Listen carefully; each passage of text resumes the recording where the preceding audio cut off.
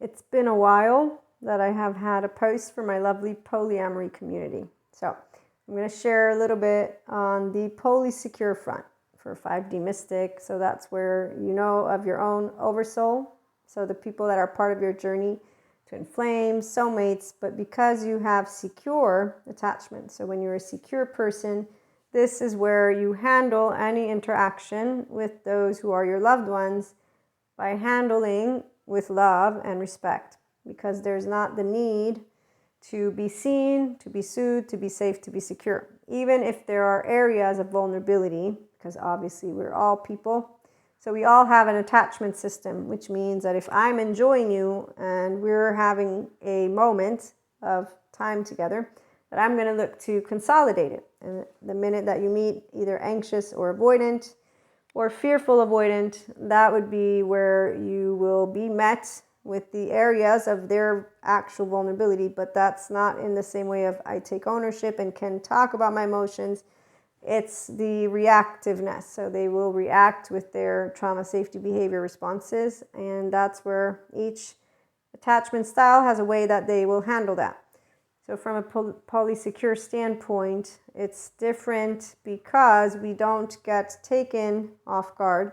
We don't disengage from addressing the person and or the people that we are talking to in the absence of respecting their choices. We'll respect their choices. We are looking at you with what is actual, healthy, and just true self-worth. I'm not superior. I'm not inferior. I don't need you to do thumbs up or thumbs down. I'm not seeking a codependent type relationship. I'm not trauma bonding, which is instead what we see with the anxious avoidant. And when you look at the twin flame saga that has been created in the past 5-6 years, you'll notice that it actually fits perfectly. When I saw this presentation, which is why we reviewed it, the anxious avoidant and trauma bonding. So where they actually are able to spot areas for each other, and those who grow, whether with a good therapist or because they choose to understand each other, and so they start meeting each other in the middle. The avoidant doesn't run away. The anxious doesn't cling on. So the anxious needs to learn to self-regulate. The avoidant to handle emotions and actually build emotional experience and not feel overwhelmed. The fearful avoidant to disengage from the defense mechanism being activated. So not to be in like always the survival mode, fight, flight, which is very destabilizing. And then to be able to allow their attachment system to be fulfilled as well. So the steps to your own secure attachment involve emotion, and they involve you learning how to emotion regulate yourself. So emotional regulation, the nervous system. You can do yoga. It helps you to do mindfulness, and it is a ventral vagal nervous system portfolio of exercises. So that's why with yoga and any of those spirituality or spiritual practices, when you're sitting and meditating, you're actually getting to activate your ability to use the human brain of yours. I know some people think it's a special magic wand. That's very beautiful that we like magic, but when you like it as a grown-up, it means you know about the scientific methodology, being able to explain things. One of the documentaries or one of the shows I watch, Cosmos, I think it's called. I was watching one on consciousness, and he begins with a person in the Roman Empire times or Greek times, I don't remember when, but they get epilepsy. The kid gets epilepsy. Family gives a goat, sacrifices a goat, and that was what they would do because they thought epilepsy was a demon is possessing you. With the sphere and field of neuroscience, we know a lot about consciousness. And so as a mystic, again, I introduce these topics for there are a buttload of 4D collectives who don't talk about the neuroscience and the brain stuff. So while somebody will think yoga is a magic wand, it's not. It's that it helps to put into practice your actual mammalian heritage. We all have it. The 4D thinks there might be aliens around.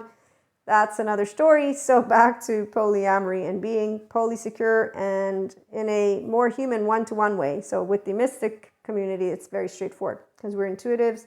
We know that we're one big oversoul. And of course, you're not going to go, oh, let me cherry pick out of my pile of pieces of energy. It's almost like saying, let me pick which one of my fingers I want to keep. No, I want to keep them all. I'm not going to do that.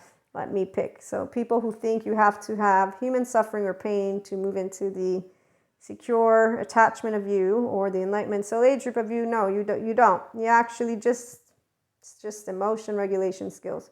It's very straightforward. People who have a challenge with emotions, remember, childhood trauma, it has a shame defectiveness. That's the way that the infant survives in their household, and people don't understand that relationship to the emotional body. So I'll just simplify with what Patrick Tiahan, childhood trauma survivor and now therapist, who is healed to the extent of sharing. Once you're healed enough, you won't be talking about your trauma story because you are living a happy, fulfilling life. And so it's because you're finally the whole person that you could have been had you had a child-centric, healthy, self-worthy parents that knew how to self-regulate and a lot of other things. All parents do their best, but all this attachment style and trauma stuff is updated new. Some don't even believe in it. And remember, we have museums that teach creationism and remove Darwinism. I'm just saying. And that's in the US of A. So if you have one museum only, it doesn't matter if it's just one, but you got one location where children are being grown up to not learn about Darwin. You know what? When Sadhguru gets asked, who is a deity? And I do it that way because, anybody who chooses to let scientific methodology build empirical data will say, I'm going to go down that route. Although I know they don't know everything, they still are actually doing something that is with a level of, we can look into it.